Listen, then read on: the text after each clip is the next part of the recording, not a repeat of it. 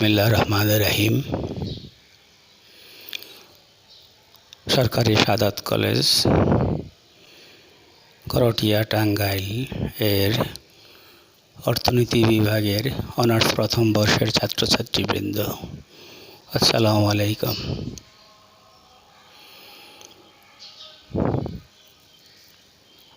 আজকে তোমাদের মৌলিক ব্যষ্টিক অর্থনীতির থেকে চাহিদার কতগুলো বিষয় নিয়ে আমরা আলোকপাত করার চেষ্টা করব।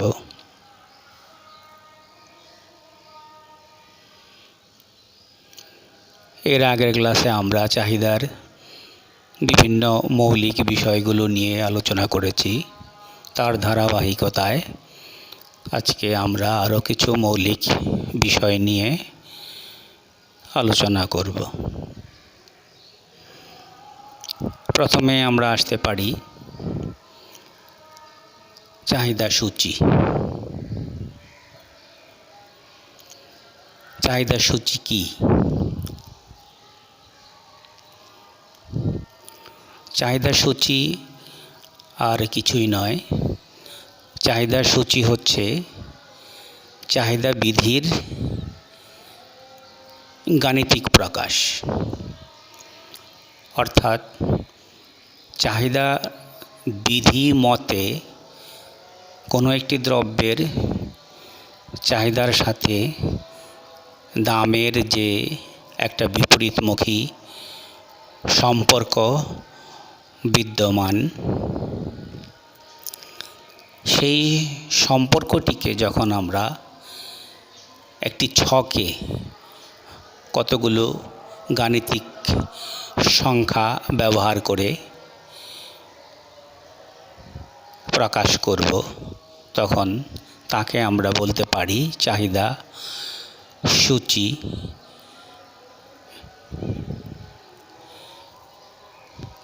এই চাহিদা সূচি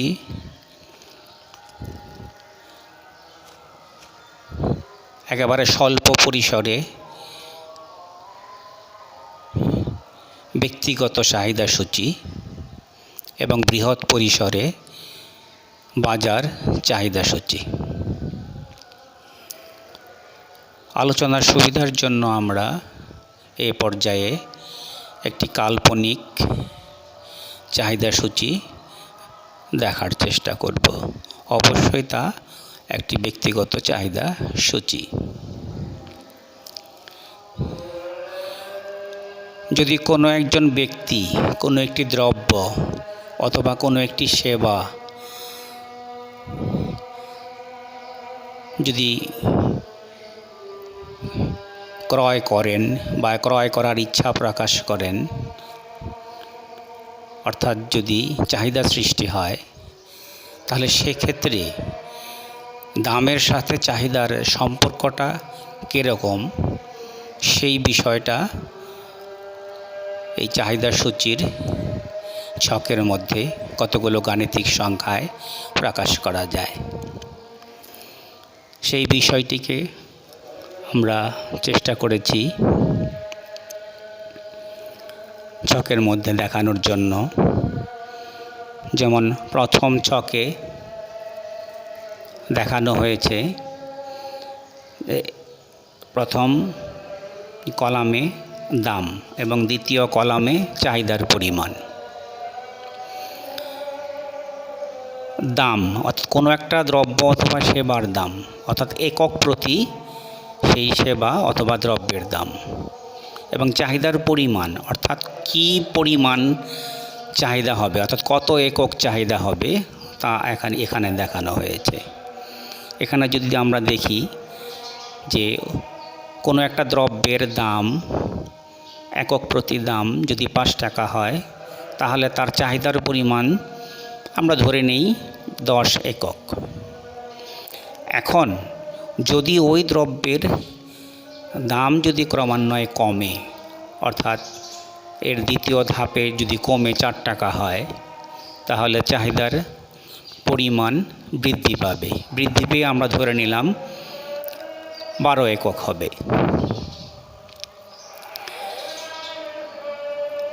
আরও যদি কমে, দ্রব্যের দাম কমে যদি 3 টাকা হয়, তখন চাহিদার পরিমাণ আরও বৃদ্ধি পেয়ে হবে 16 একক।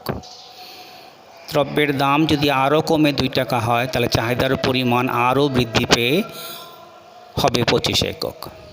অর্থাৎ দেখা যাচ্ছে কোনো একটা দ্রব্যের দাম যদি কমে, তাহলে তার চাহিদা ক্রমান্বয়ে বৃদ্ধি পাচ্ছে। অর্থাৎ চাহিদা বিধির যে মূল কথা, দাম কমলে চাহিদা বৃদ্ধি পাবে, সেই বিষয়টা এই ছকের প্রথম অংশে দেখানো হয়েছে। এই দ্বিতীয় অংশে আমরা যদি যাই, তাহলে আবার দেখা যাবে যে কোনো একটা দ্রব্যের বা ওই দ্রব্যটাকে যদি আমরা বিপরীতমুখী অবস্থা যদি বিবেচনা করি, তাহলে দেখা যাবে ওই দ্রব্যের দাম যদি 2 টাকা থাকে, তাহলে সে অবস্থায় চাহিদার পরিমাণ হচ্ছে 25 একক। এখন ওই দ্রব্যের দাম যদি ক্রমান্বয়ে বাড়তে থাকে এবং দ্বিতীয় ধাপে যদি 3 টাকা হয়, তাহলে চাহিদার পরিমাণ কমে হয়ে যাবে 16 টাকা। তৃতীয় ধাপে আরও কমে দাম বৃদ্ধি পেয়ে যদি 4 টাকা হয়, তাহলে চাহিদার পরিমাণ আরও কমে হবে 12 টাকা। চতুর্থ ধাপে দ্রব্যের দাম আরও এক ধাপ বৃদ্ধি পেয়ে যদি 5 টাকা হয়, তাহলে সেক্ষেত্রে দেখা যাবে চাহিদার পরিমাণ হয়ে যাবে 10 একক। অর্থাৎ এখানে আমরা দেখতে পাচ্ছি ছকের এই অংশে বা চাহিদা সূচির এই অংশে দ্রব্যের দাম যদি বাড়তে থাকে, তাহলে চাহিদার পরিমাণ ক্রমান্বয়ে কমতে থাকে। অর্থাৎ একটা চাহিদা সূচির এই 2 অবস্থা বিবেচনা করে আমরা বলতে পারি যে কোনো একটি দ্রব্য বা সেবার দাম যদি কমে, তাহলে চাহিদা বৃদ্ধি পাবে, এবং দাম যদি বাড়ে, তাহলে চাহিদা হ্রাস পাবে। অবশ্যই চাহিদার সাথে দাম ব্যতীত অন্যান্য যে বিষয়গুলো সম্পর্কিত, সেই বিষয়গুলো স্থির থাকবে। সে অবস্থায় চাহিদা সূচির এই অবস্থা আমরা দেখতে পাব।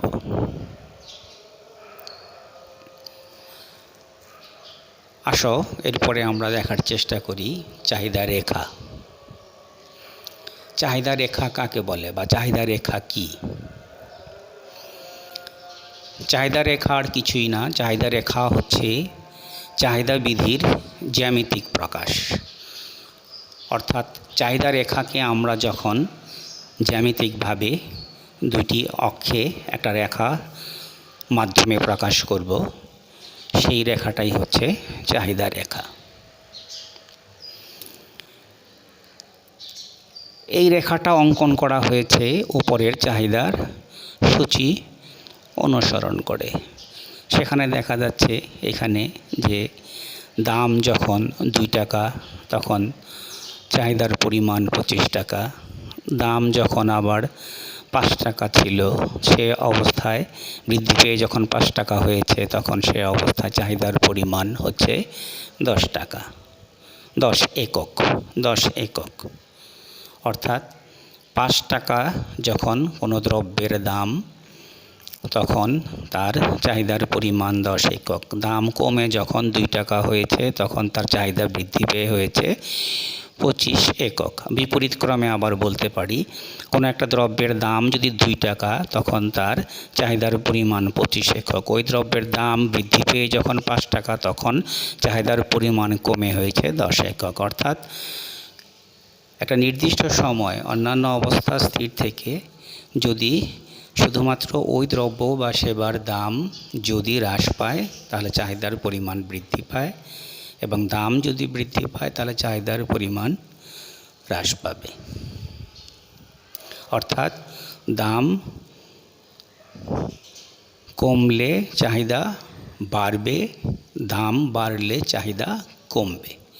দাম এবং চাহিদার মধ্যে যে বিপরীত সম্পর্ক, যা আমরা চাহিদা বিধি থেকে জেনেছি, সেই বিষয়টাই চাহিদা রেখার মধ্যে জ্যামিতিক আকারে প্রকাশ করা হয়েছে। এরপরে আসি আমরা যে চাহিদা সূচি এবং চাহিদা রেখার মধ্যে কি কি পার্থক্য আছে। চাহিদা সূচি এবং চাহিদা রেখার মধ্যে মৌলিক কোনো পার্থক্য নাই, পার্থক্য শুধুমাত্র উপস্থাপনগত। উভয়ই চাহিদা বিধিকে উপস্থাপন করেছে মাত্র।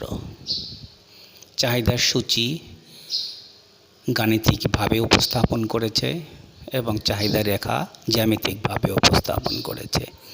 তাহলে আমরা চাহিদার সূচি এবং চাহিদা রেখার মধ্যে যে পার্থক্য, সেই পার্থক্যর 1 নম্বরে আমরা বলতে পারি যে চাহিদা সূচি হচ্ছে চাহিদা বিধির গাণিতিক প্রকাশ, আর চাহিদা রেখা হচ্ছে চাহিদা বিধির জ্যামিতিক প্রকাশ।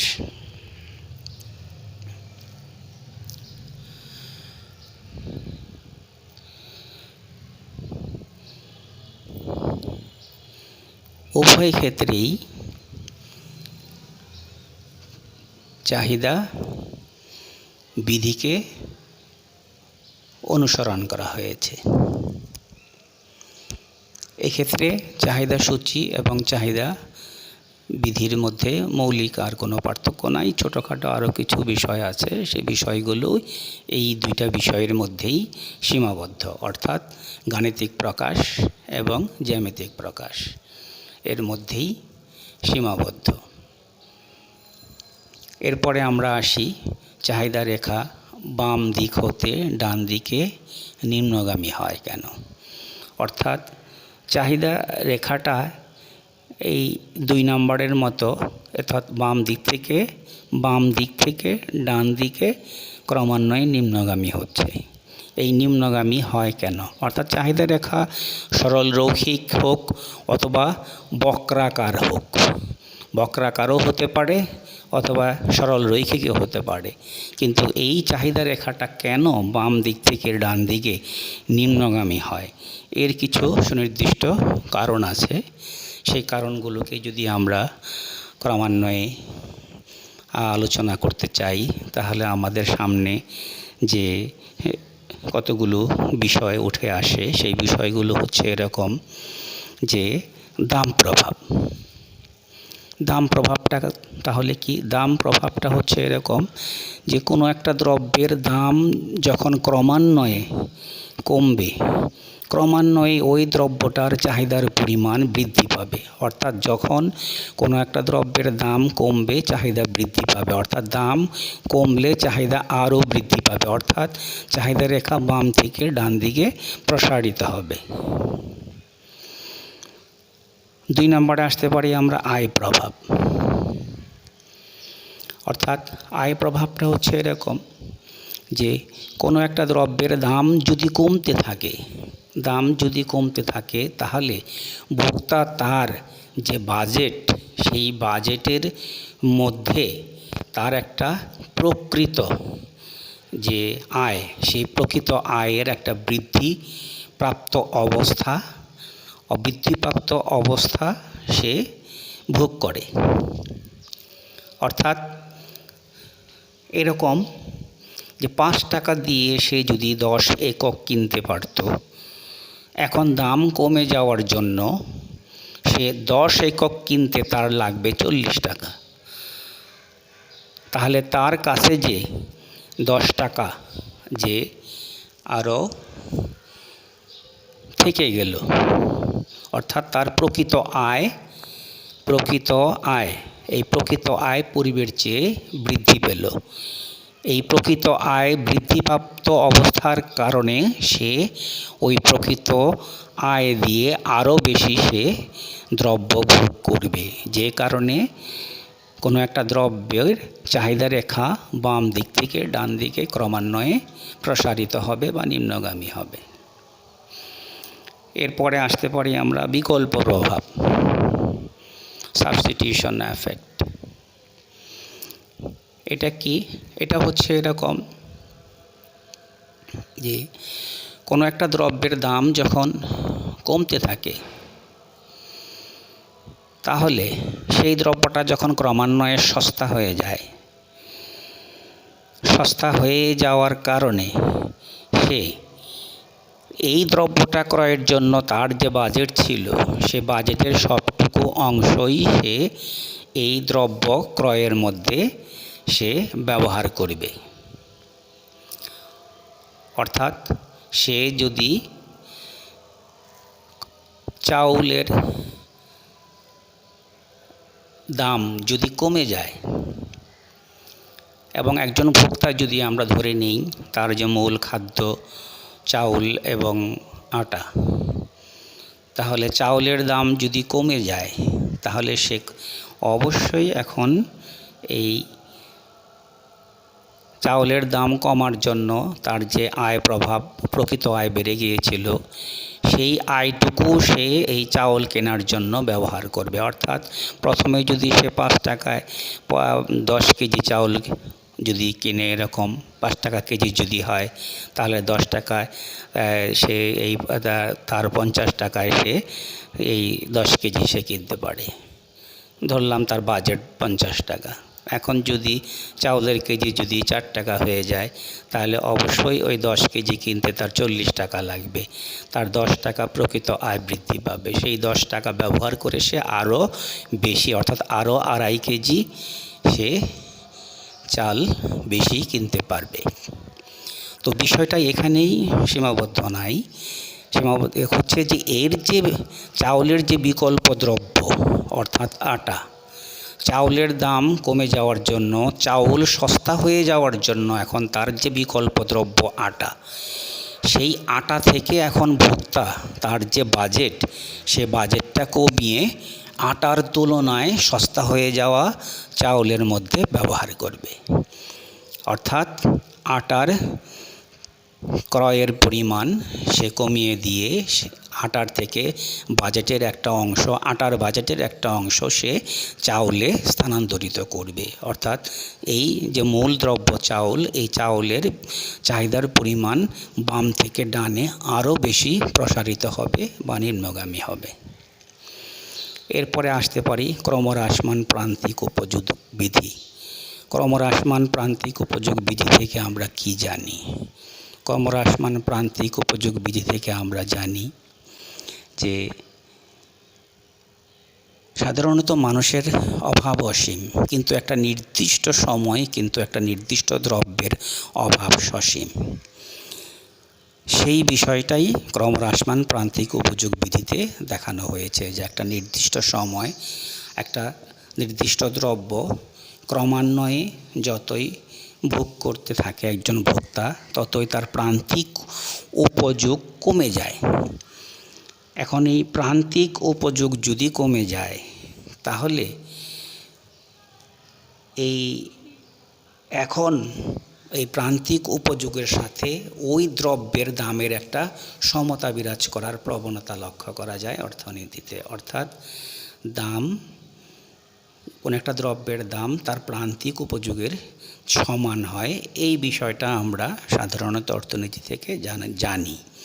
তাহলে এক্ষেত্রে যতই তার প্রান্তিক উপযোগ কমে যায়, ততই তার কি হবে, দামও কমে যাচ্ছে। আর দাম যদি কমে যায় তাহলে তার ভোগের পরিমাণ আরও বেড়ে যাবে, অর্থাৎ চাহিদার পরিমাণ আরও বেড়ে যাবে এবং চাহিদা রেখা বাম থেকে ডান দিকে প্রসারিত হবে, অর্থাৎ নিম্নগামী হবে। এরপরে আসা যাক ভোক্তার সংখ্যা। ভোক্তার সংখ্যার হ্রাস বৃদ্ধির কারণেও এই চাহিদা রেখা বাম থেকে ডান দিকে নিম্নগামী হতে পারে। ভোক্তার সংখ্যা যদি বেড়ে যায় তাহলে সেক্ষেত্রেও দেখা যায় যে চাহিদা রেখা আর অর্থাৎ চাহিদার পরিমাণ আরও বেড়ে যায়। অর্থাৎ এটা একটু ব্যক্তিগত চাহিদা রেখার ক্ষেত্রে নয়, এটা বাজার চাহিদা রেখার ক্ষেত্রে কার্যকরী। সেক্ষেত্রে দেখা যায় ভোক্তার সংখ্যা যদি বেড়ে যায় তাহলে চাহিদা রেখা ক্রমান্বয়ে বাম থেকে ডান দিকে আরও বেশি প্রসারিত হয় বা নিম্নগামী হয়।